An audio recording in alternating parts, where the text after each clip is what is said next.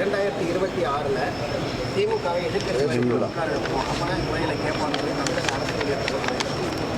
சரியான அறிவிப்பு கொடுத்திருக்கிறாங்க. இப்படி ஒவ்வொருவரையும் ஏமாற்றி ஆட்சிக்கு வந்தவர்களுக்கு அவர்களுக்கு கொடுக்கின்ற பரிசு அது சரியா இருக்கும். அதிமுக ஆட்சிக்கு வரும் பட்சத்தில் கூட்டணி மந்திரி சபைங்கிற கருத்தை நீங்க ஏத்துக்க தயாரா இருக்கீங்களா? அதாவது அதிமுக சிந்திச்சிங்க, இன்னும் கூட்டணியே அமைக்காத போது ஒரு கற்பனையான கேள்விக்கு நாங்கள் எப்படி பதில் சொல்ல முடியும்? உங்களோட கூட்டணிக்கு பாமகவையும் பாஜகவையும் வரவேற்க கதவை திறந்து வச்சிருக்கீங்களா? கதவை திறந்து வச்சிருக்கு, கதவு மூடுறதெல்லாம் அப்படிலாம் கிடையாது. அதெல்லாம் மற்ற கட்சிகள் அப்படி இருக்கும். அதிமுக வரதை பொறுத்த வரைக்கும் ஒத்த கருத்துடைய கட்சிகள்லாம் இன்றைக்கு ஒன்று சேர்ந்து இந்த லஞ்ச லாவணியமுள்ள இந்த அரசை மக்களோட ஆட்சி அகற்ற வேண்டும் என்பதுதான் எங்களுடைய நிலைப்பாடு. ஒத்த கருத்துக்கள் உள்ள கட்சி எதாவது நினைக்கிறீங்க? அது யார் வராங்களோ அவையில் ஒத்த கருத்துடைய கட்சி தான்.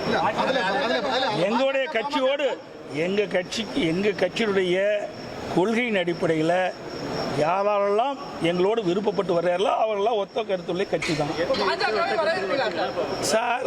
அதாவது முதல் நல்ல ஊடக நண்பர்களும் பத்திரிகை நண்பர்களும் தெரிவித்துக் கொள்கிறேன், தேர்தல் என்பது அவ்வப்போது வருகின்றது.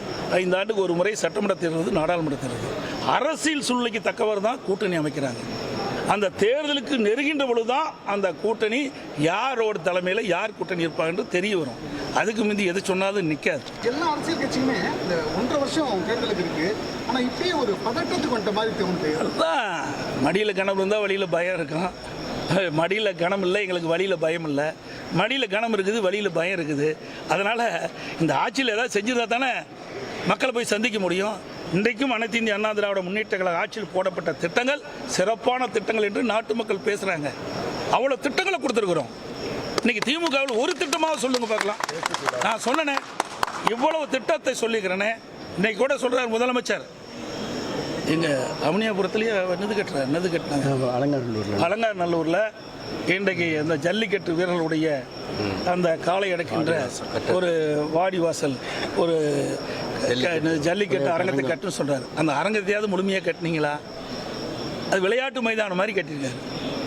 அந்த வாடிவாசல் என்பது அதற்கு ஏற்றவாறு வடிவமைக்க வேண்டும். அது கூட செய்ய முடியாத ஒரு முதலமைச்சர் தான் இன்றைய முதலமைச்சர். திமுக கூட்டணியில் இருக்கிறவங்கலாம் இந்த கூட்டணி பலமாக இருக்குன்னு சொல்லிக்கிட்டே இருக்காரு. முடியாது 2020 வரைக்கும் நாங்கள் தொடருவோம்.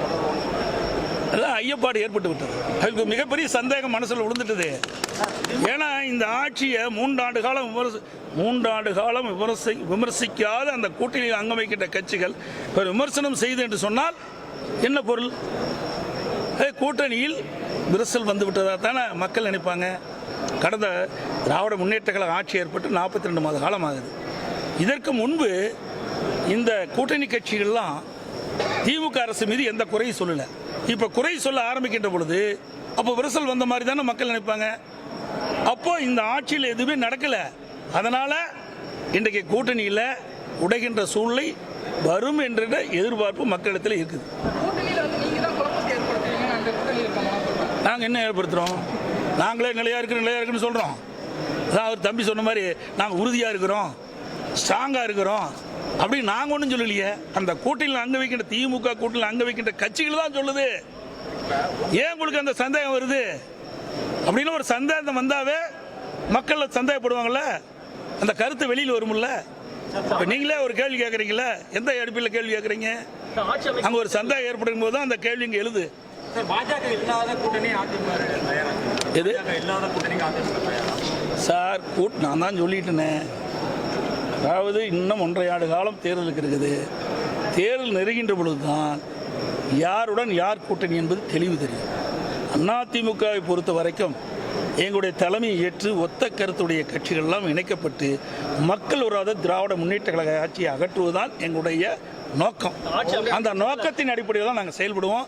அந்த நோக்கத்தின் அடிப்படையில் தான் மக்களை சந்தித்து தேர்தலில் நாங்கள் நிற்போம்.